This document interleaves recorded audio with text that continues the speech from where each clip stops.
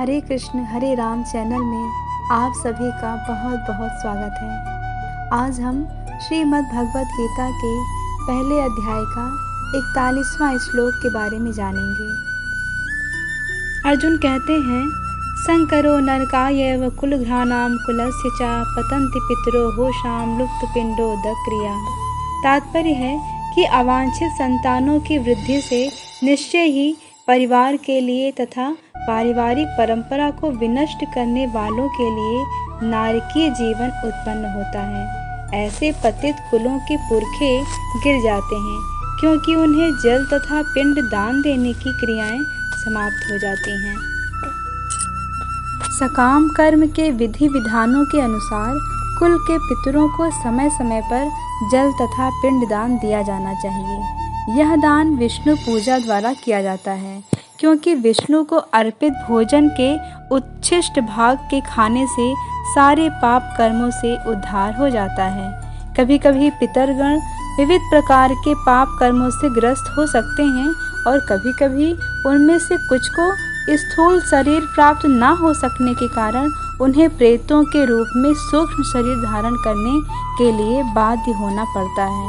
अतः जब वंशजों द्वारा पितरों को बचा प्रसाद अर्पित किया जाता है तो उनका प्रेत योनि या अन्य प्रकार के दुखमय जीवन से उद्धार होता है।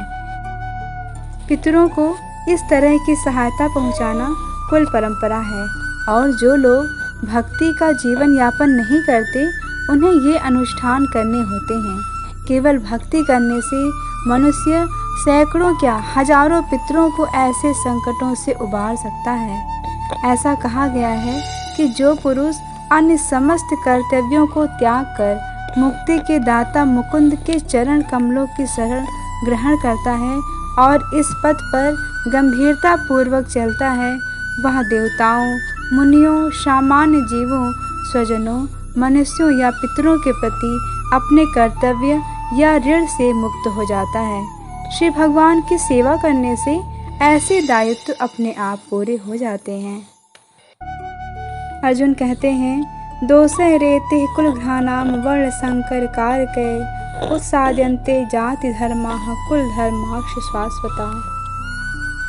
जो लोग कुल परंपरा को विनष्ट करते हैं और इस तरह अवांछित संतानों को जन्म देते हैं, उनके दुष्कर्मों से समस्त प्रकार की सामुदायिक योजनाएं तथा पारिवारिक कल्याण कार्य विनष्ट हो जाते हैं।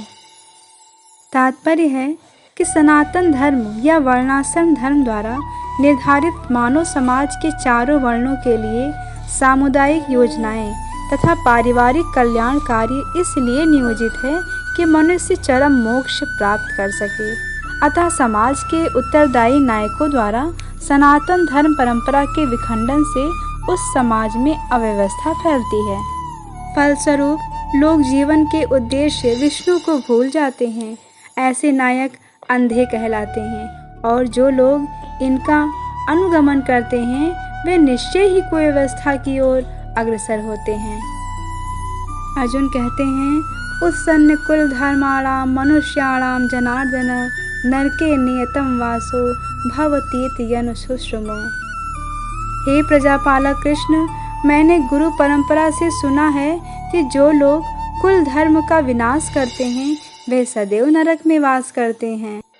अर्जुन कहते हैं, अहो बत महत पापम कर्तुम व्यवस्थिता वयम यद्राज्य सुख लोभेन हंतुम स्वजन मोद्यता। ओह, कितने आश्चर्य की बात है कि हम सब जघन्य पाप कर्म करने के लिए उद्यत हो रहे हैं। राज्य सुख भोगने की इच्छा से प्रेरित होकर हम अपने ही संबंधियों को मारने पर तुले हैं। यदि इमाम प्रतीकारम शस्त्रम शस्त्रपाणे धार्तराष्ट्रारणे हन्योस्तन में क्षेमतरम भवेत। अर्जुन कहते हैं, यदि शस्त्रधारी धृतराष्ट्र के पुत्र मुझ निहत्थे तथा रणभूमि में प्रतिरोध न करने वाले को मारे तो यह मेरे लिए श्रेयस्कर होगा। फिर संजय कहते हैं, एव मुक्तार्जुनः संख्ये रथोपस्थ उपाविशत विसृज्य ससरम चाप शोक संवृग्य मानसा। संजय कहते हैं, युद्ध भूमि में इस प्रकार कहकर अर्जुन ने अपना धनुष तथा बाण एक ओर रख दिया और शोक संतप्त चित्त से रथ के आसन पर बैठ गया। तात्पर्य है कि अपने शत्रु की स्थिति का अवलोकन करते समय अर्जुन रथ पर खड़ा हो गया था, किंतु वह शोक से इतना संतप्त हो उठा कि अपना धनुष बाण एक ओर रखकर रथ के आसन पर पुनः बैठ गया। ऐसा दयालु तथा कोमल हृदय व्यक्ति जो भगवान की सेवा में रत हो, आत्मज्ञान प्राप्त करने के योग्य है। इस प्रकार भगवद गीता के प्रथम अध्याय कुरुक्षेत्र के युद्ध स्थल में सैन्य निरीक्षण का भक्ति वेदांत तात्पर्य पूर्ण हुआ। हरे कृष्ण कृष्ण कृष्ण हरे हरे, हरे राम राम राम हरे हरे।